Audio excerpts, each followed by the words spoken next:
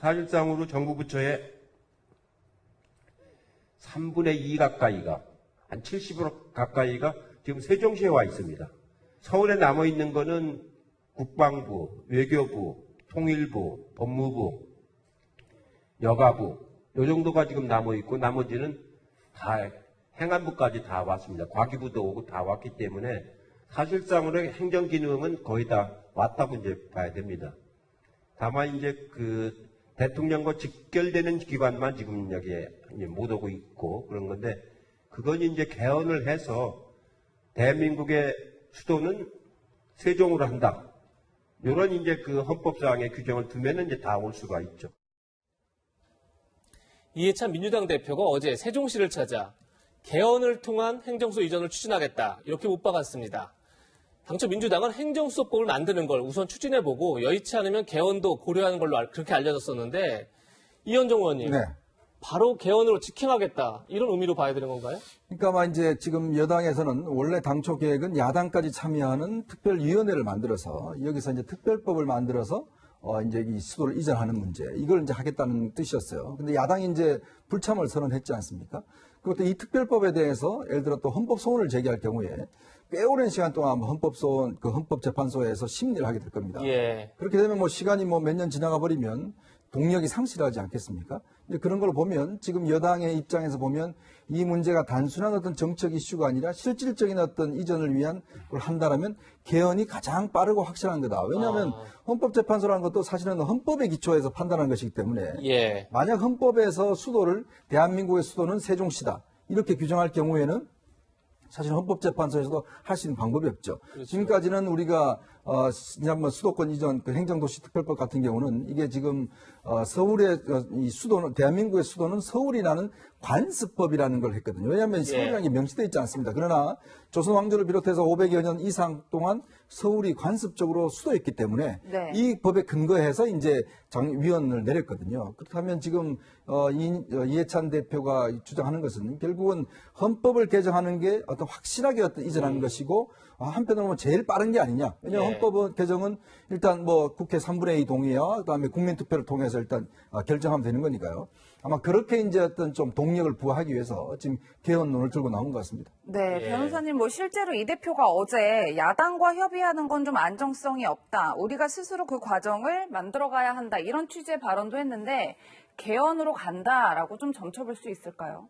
가장 깔끔한 방법은 이제 개헌에 의해서 이제 원포인트 개헌이 되겠죠. 왜냐하면 권력 구조랄지 이런 걸 다 논의하다 보면 이제 개헌이 거의 뭐 불가능할 수 있어요. 그래서 아마 여당의 입장에서는 원포인트 개헌해서 수도를 이제 행정 수도를 이제 세종으로 한다는 그 규정만 넣어버리면 사실은 뭐 그 헌법의 부수적인 법률들 이런 것들을 뭐 일사천리로 개정을 하면 되는 거거든요. 네. 그런데 사실 지금 야당 내에서도 수도 이전에 대해서는 굉장히 찬성하는 의원들이 좀 있잖아요. 이제 대표적인 것이 부산의 장제원 의원하고 그다음에 충청에 이제 정진석 의원이 있단 말이에요. 그렇죠. 그러면 범여권의 180석 플러스 20석만 더 얻으면 개헌하는 데는 아무런 문제가 없어요. 그러면 여러 가지 논란을 잠재우면서도 신속하게 이루어질 수 있다고 보는데 만약에 이제 이게 안 될 경우 어떻게 하느냐는 거죠. 그래서 아마 압박용으로 그런 것 같아요. 그래서 지금 특위를 만들자고 하는데도 통합당에서는 참여하지 않겠다고 했잖아요. 그렇죠. 그리고 이제 관련된 법률, 특히 이제 국가균형발전법이랄지 아니면 행정복합도시에 관련된 법률을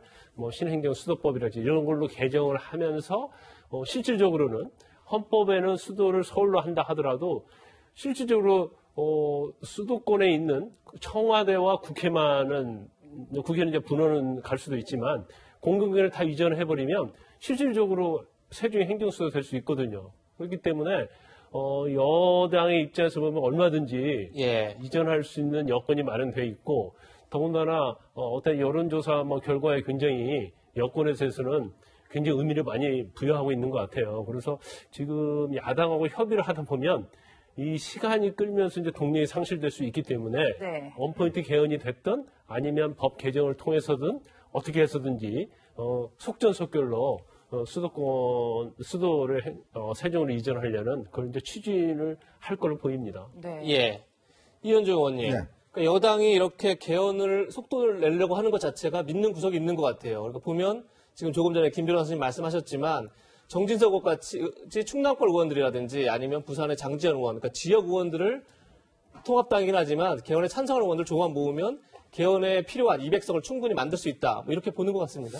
일단 이 문제가 이제 현실적으로 보면 현재 지금 부동산 문제가 국민들이 많은 어떤 불만과 어떤 비판을 내고 있지 않습니까? 네. 근데 이 세종시 문제는 어떤 면에서 보면 이 부동산 이슈를 한편 좀 덮을 수 있는 이슈다라는 판단을 하는 것 같아요. 즉, 예. 이제 수도가 이전하게 되면 전국적으로 어떤 면에서 부동산계의 어떤 좀 지각 변동이 생기지 않겠습니까? 아무래도 세종시를 중심으로 하는 충청권의 어떤 뭐 상승이라든지 이런 게 있기 때문에 이 이슈를 일단 덮는다는 효과가 하나 있을 겁니다. 또 하나는 지난 2002년도 이제 노무현 대통령이 이제 선거 때 좀 재미 봤다 이야기를 했지 않습니까? 당시에 굉장히 불리하던 여론을 사실은 이제 수도 이전 문제로 해서 당시 이해창 후보를 눌렀던 그 기억들이 있을 겁니다. 네. 지금 뭐냐면 이 수도권 이전 문제는 굉장히 정치적으로 폭발적인 이슈예요. 왜냐하면 사실은 이 수도 이전한다고 했을 때 지방은 다 찬성할 겁니다. 그리고 서울도 상당 부분 어떤 동의하는 면이 있을 거예요. 그래서 지난번 같은 경우 선거에서 정말 여론조사에서 뒤지던 노무현 후보가 어쩌면 전세를 완전히 역전시키는 데 이게 역할을 한 거거든요. 그러면 이제 내년도 4.7 재보궐선거 또 2022년 이제 대선 지방선거 이 선거를 두고 있는 여당 입장에서 보면 지금 여론조사나 여러 가지 상황으로 보면 굉장히 안 좋은 상황입니다. 그러면 정치적으로 이걸 돌파할 수 있는 핵심적인 이슈가 뭐냐? 아마 그건 고민을 했을 거예요.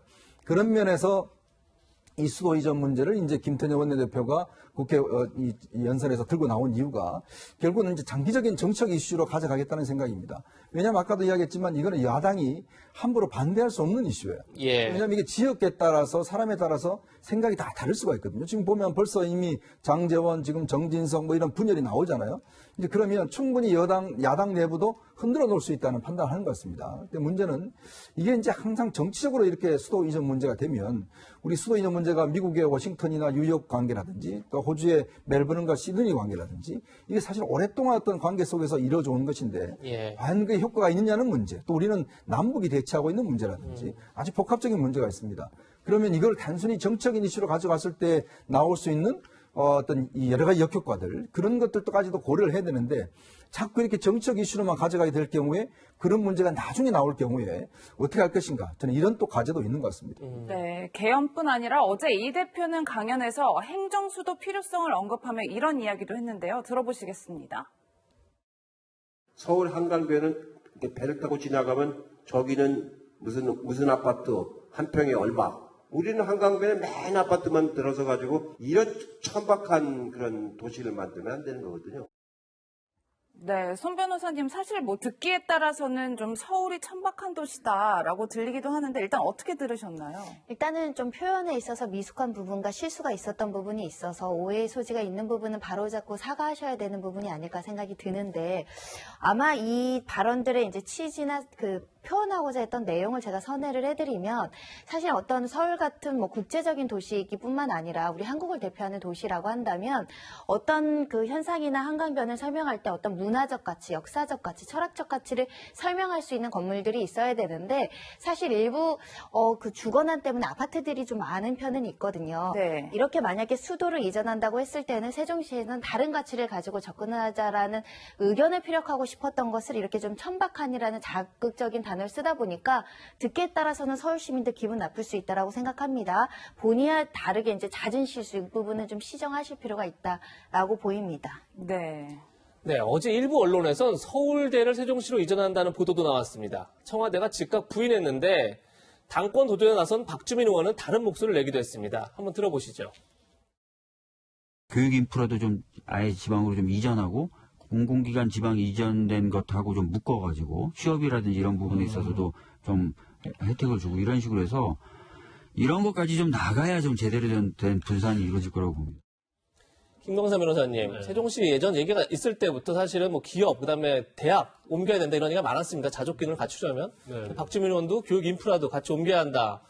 그렇다면 서울대 이전 논의 다시 불거질 것 같은데 이것도 상당히 논란이 되겠어요. 지금 서울대학교 그리고 뭐 KBS 방송국 이전해야 하지 않느냐 이제 이 문제가 또 논란이 되고 있어요. 특히 네. 여권에서는 아직 검토한 적이 없다고 하지만 행정수도로서 실질적 기능을 갖추려고 하면 원래 행정정면도 중요하겠지만 예. 그곳에 살고 있는 사람들 또 공무원들 비롯해서 이제 주민들이 있어야 할 거고, 지금 우리나라 보면 이제 지방에 어떤 지방대학이 굉장히 어떤 낙후돼 있고 또 취업에서 굉장히 힘든 측면이 있어요. 그래서 예. 아마 박주민 의원은 교육 인프라도 가야지 실질적으로 수도권 이전이라 할 수 있고, 어차피 또 공공기관에 다 이전하는 거 아닙니까? 그럼 공공기관 이전하면 이제 지방대생의 어떤 취업을 위해서 어떤 일부 할당을 해서 우선적 채용할 수 있는 이런 걸 좀 만들자, 이런 얘기를 하고 있는데, 저는 이제 개인적으로 볼 때 이 의견에는 뭐 그렇게 나쁘지 않다 이렇게 봅니다. 근데 조금 약간 우려적인 측면이 있어요.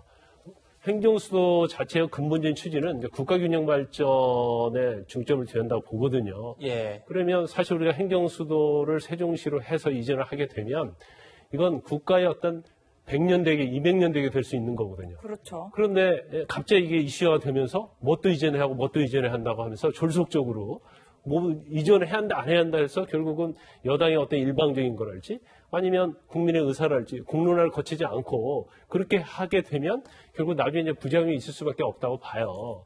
그래서 아까 야당 얘기했는데 야당의 입장에서는 저는 반대할 명분이 이렇게 있다고 보지 않습니다. 그것은 첫 번째는 국가 균형 발전 측면에서 그렇고 두 번째는 또 정치적 측면에서 그래요. 왜냐하면 이제 충청도라는 거대한 국민의 표가 있지 않습니까? 이걸 무시하기는 어렵다. 그렇다고 한다면 네. 여당이 무조건 독주를 해서 결정하는 것보다는 야당도 저는 적극적으로 참여한다고 봅니다.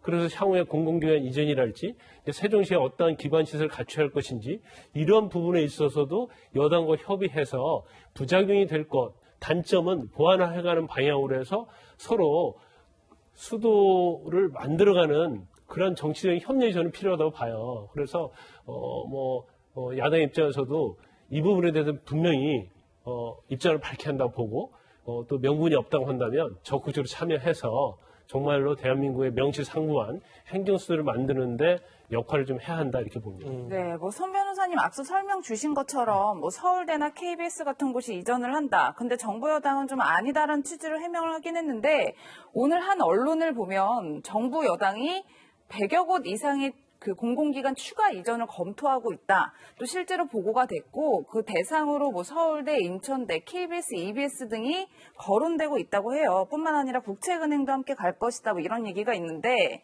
굉장히 정부 여당에서 수도 이전에 드라이브를 걸고 있다. 이렇게 분석할 수 있을 것 같아요. 구체적인 실행 계획을 지금 추진하고 있기 때문에 의지는 강력하다 이렇게 보셔야 될 것 같고요.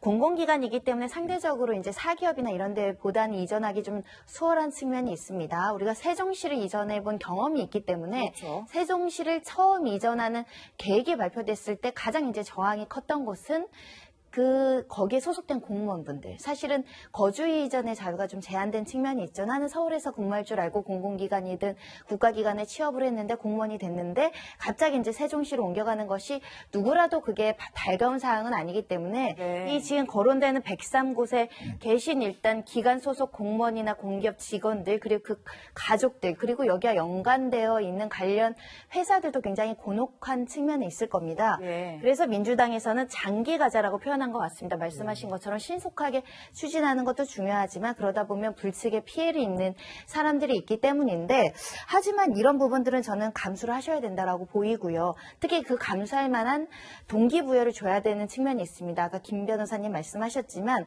결국은 수도권의 가미라되는 게 교육 문제가 가장 크거든요. 직장 문제, 교육 문제, 문화나 복지, 인프라가 지방이 상대적으로는 조금 소원한 측면이 있기 때문에 이 부분을 지속적으로 인프라를 확충해주면서 이분들이 거기서 거주하면서 불편함이 없도록 그리고 지방 내려와서 하니까 좋다라는 이야기가 들릴 정도로 그 당근책을 같이 해 나간다고 한다면 지금 공공기관 100몇 곳을 추렸다고 하고 실제 얼마가 이전될지는 모르겠고 또 실행될지 여부도 미지수지만 그 부분에 대한 사회적 합의나 동의를 구하기 위해서는 조금 더 무조건 이전 말고 그럼 이전해서 어떻게 하겠다라는 플랜이 있어야 될 것 같습니다. 그렇네요.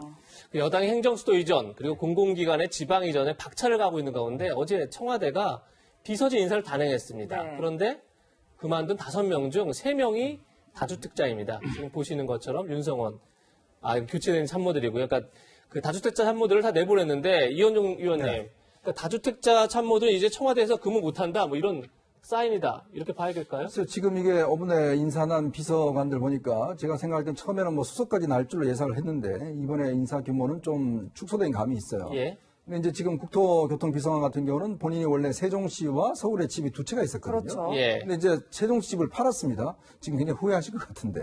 이제 팔았는데 그러다 보니 이거 지금 문제가 있는 거 아닌가 해서 똘똘한 한 채 챙긴 거 아닌가 해서 많은 비판이 있었어요. 이제 그런데 이번에 인사 대상이 돼서 교체가 됐습니다. 자, 근데 저는요. 공직자 인사를 할 때 제일 중요한 건 일단 책임자한테 책임을 묻는 겁니다. 즉 책임의 어떤 비중에 따라서 묻는 건데 지금 청와대가 인사를 한 거 보면 지금 제일 문제가 되는 게 일단 비서실장 아니겠습니까? 비서실장이 본인이 두 채 가지고 있다가 팔라고 그러고 자기는 안 팔다가 이전에 청주 판다고 그래서 청주만 팔았다가 또 문제가 있으니까 지금 강남 판 거 아니겠어요? 자, 그리고 김종원 민정수석 지금 서울에 집 두 채 있는데 팔겠다 말겠다 아무 이야기도 없어요.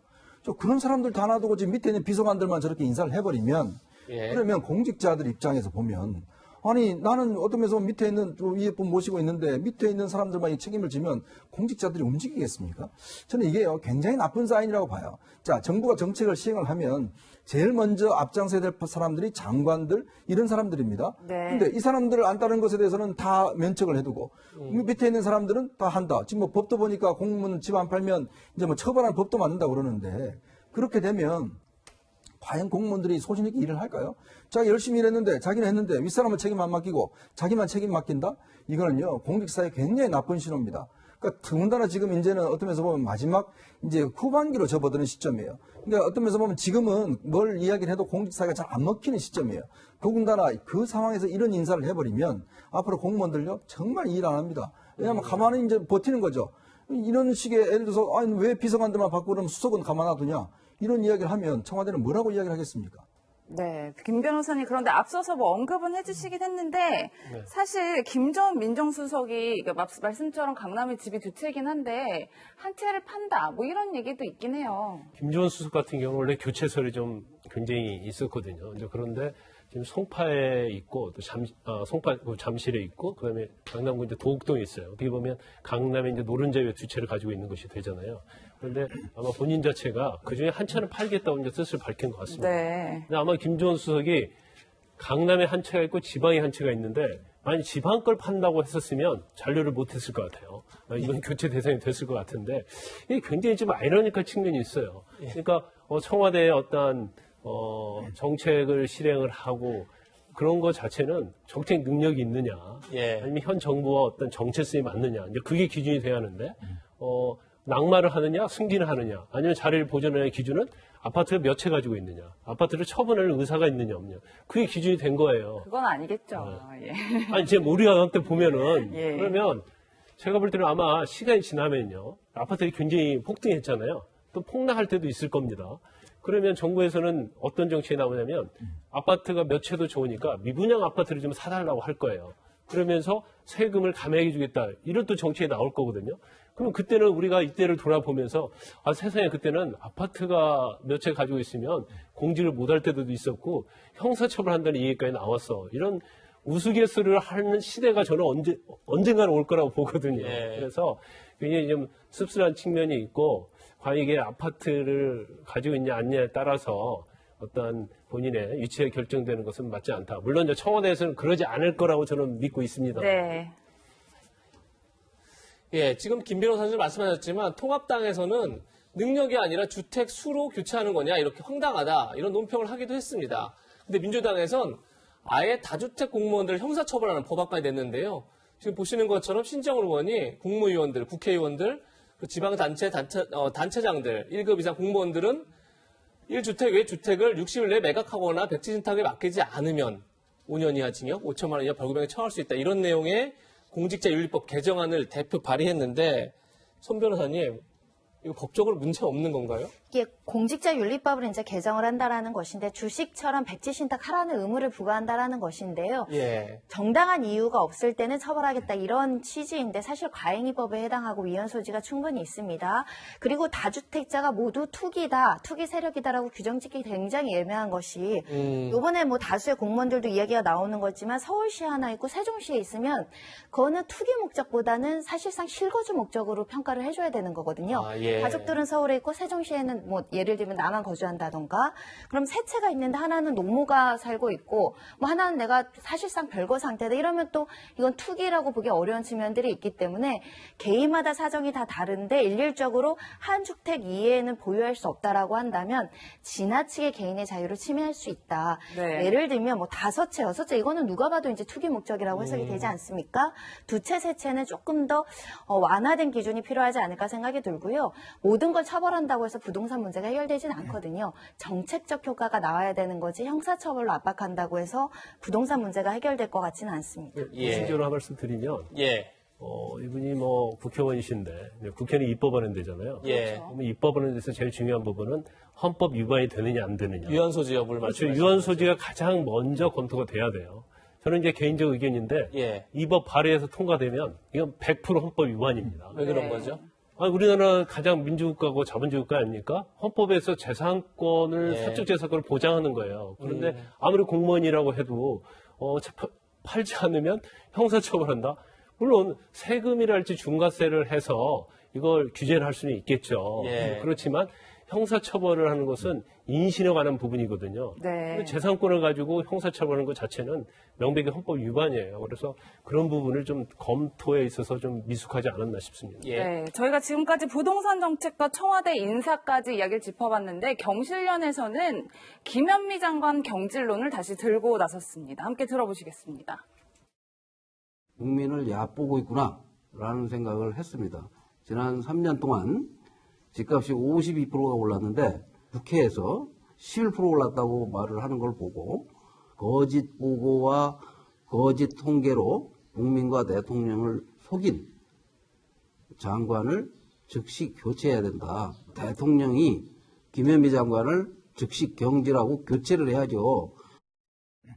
네, 이 의원님 김현미 장관 경질론은 계속해서 나오는 것 같아요. 그러니까 이게 개인적 김현미 장관의 어떤 것보다는 사실은 정부의 신뢰에 관한 문제예요. 왜냐하면 지금 보면 이 부동산 정책에 이런 거는 굉장히 정부의 신뢰가 중요합니다. 정부가 뭘 정책을 발표하면 이렇게 가겠다라고 따라가는 것과 지금 정부가 발표를 하면 반대구나라고 따라가는 거. 이게 시장의 효과거든요. 네. 지금까지 많은 부동산 정책이 발표됐습니다만은 지금 어떤 우리가 이 습득한 어떤 이 학습된 결과로 뭐냐면 정부가 발표하면 항상 반대로 간다라는 지금 이 이야기가 있어요. 왜냐? 정부가 지금 뭐 세금 때린다고 그러니까 또 집값이 또 오르고 그다음에 임대차 3법 한다니까 그다음에 전세값 올라버리고 그러니까 이러다 보니까 이제 시장은 이제는 무조건 대통령이건 장관이건 말을 하면 반대로 움직이는 성향이 있어요. 그러면 이거는 가장 중요한 게 뭐냐면 정부의 신뢰를 회복하는 겁니다. 즉 정부 발표가 국민들 보기에 맞다라고 이야기할 정도인데 과연 그러면 사람은 그대로 두고 메시지만 바꾼다고 해서 될 것인가라는 문제예요. 즉 그동안 정치라는 게 보면 사람을 바꾸면 이제 정부가 뭔가 바뀌는구나라는 상징적인 효과가 있는 거거든요. 근데 문재인 대통령은 사람을 잘 바꾸지 않습니다. 그러다 보니 계속 이 어떤 사람에 대한 효과가 어떤 잘못 나타나는 경우가 있어요. 그렇기 때문에 제가 볼 때는 김현미 장관의 능력 여부에 따른 달리 예. 정부 정책의 어떤 방향 전환 이런 걸 상징적으로 보여주기 위해서라도 저는 어떤 인물의 교체는 필요하지 않을까 하는 생각이 듭니다. 네. 네. 행정수도 이전, 공공기관 이전 모두 국가 100년 대계인 만큼 여야 간의 충분한 논의와 협의가 필요해 보입니다.